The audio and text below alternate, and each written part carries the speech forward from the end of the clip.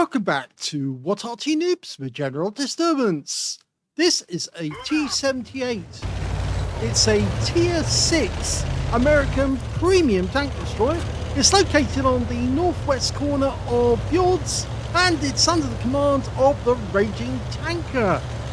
Now he's been away for a while. Unfortunately, a family member, his mother, actually has stage 4 cancer at the moment, which is one of the reasons why we haven't seen him playing. But he's coping with that serious problem, and he sent us in this replay to say he's trying to overcome the problems and spend some quality time with his mother. T78 is basically a derivation of the M24 Chappie. It's got the M36 turret, that's the Jackson turret, with a 90mm main gun mounted on top of the hull that originally would have been a light tank. But it turns out to be quite an interesting design for a tank destroyer. They proposed it in July of 1943, but it never got produced. It's got 240 alpha and with standard AP, penetration of 160mm, with APCR it goes up to 221mm, and with the HE rounds it can do 320 alpha, but can only penetrate 45mm of armor. So he's taking a bit of a risk going up over this line here, but it's actually probably better for him because if there's enemy tanks behind him, well, he gets one hit into the Panzer hydrostat, pumps another one in, gets another hit. Unfortunately, he's losing 100 hit points a time, and so he really does need to pull back. But if he does, he could actually get shot at by the Skoda T25 some distance away. But he might have a shot to kill that Panzer. Yes! Gets the hydrostat. The VK3001 is still being hit from behind by the Skoda. That was 3 shots in a row with 75mm. And now we've got a Churchill. We pump one into him, get an average roll. The M4 is a one-shot now, but he's going to go for the Churchill again, because the Churchill's just sitting there. Unfortunately, the M4 got killed by the VK. He's continuing to move. We've got a high roll against the Churchill, and now we got the kill. Or did we? No, we didn't get the kill. The Churchill went down to a 25 TP behind us. Well, he's not actually behind us, he's actually coming up just a short distance away. So yes, it's a premium tank destroyer, which means anyone can go out and buy it and have themselves a little 90mm gun. The thing is that it does have some drawbacks. The turret's a bit slow to rotate. It does have a good top speed, 55 kilometers an hour, but very light armor. Very light indeed. The strongest armor is on the front of the turret. It's only 76mm. Everywhere else is just 25 a bit. Well, they just killed one of the enemy Arty. There's 2 enemy Arty in the game, a gorilla as well as that BP. So the BP's gone. Now we just need to kill the gorilla, and the gorilla is trying to make a run for it. He's headed west, but we've managed to get around. But we did the 25 TP did go through the cavalry. Oh, now he didn't get that one into the M10, and I suspect that was down to the fact the gun dispersion. Well, he certainly got that one in because the M10 sat there and just took it, and now he's got him again for the turret, and that's another kill.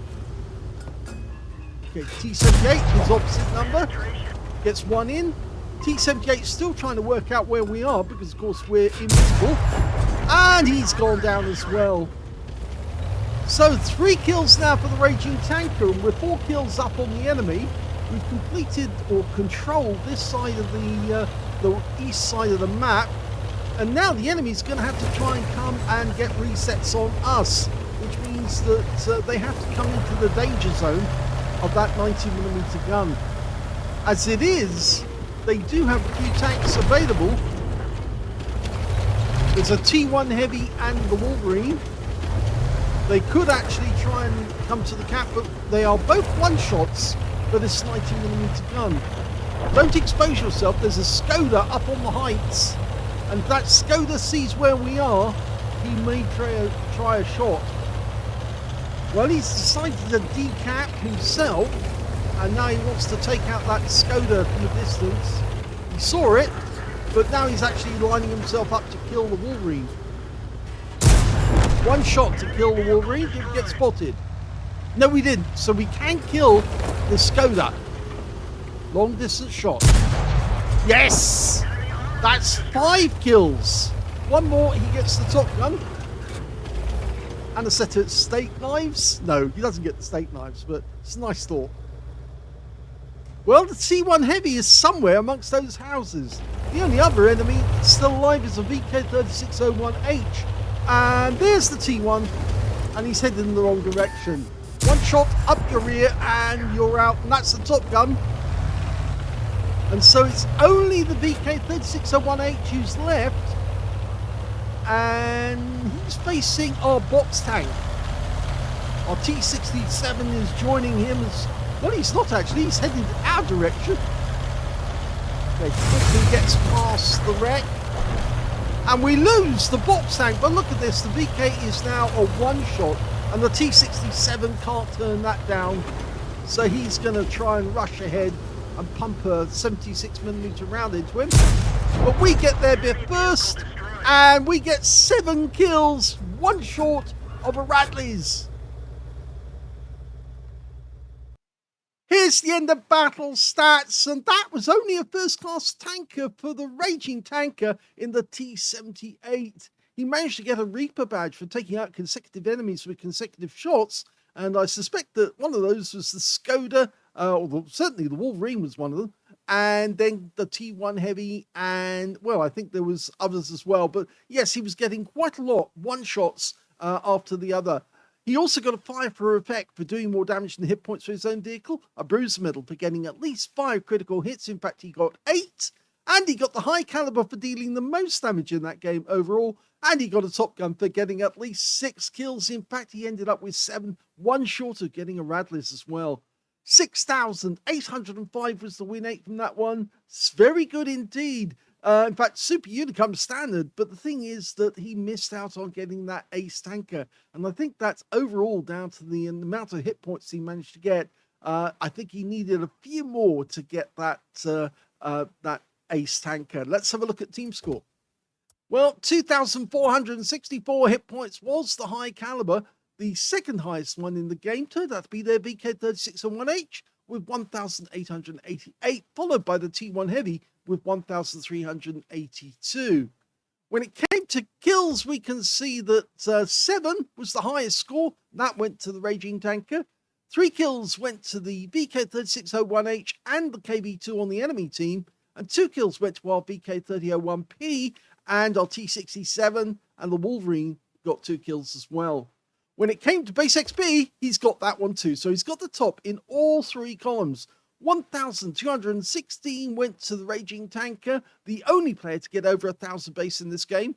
803 went to the M10 RBFM on his team, and 774 went to the VK3001P, who was pushing it by just bulldozing his way through those tanks at the upper pass, and unfortunately took a lot of damage whilst he was there from shot after shot piling into him.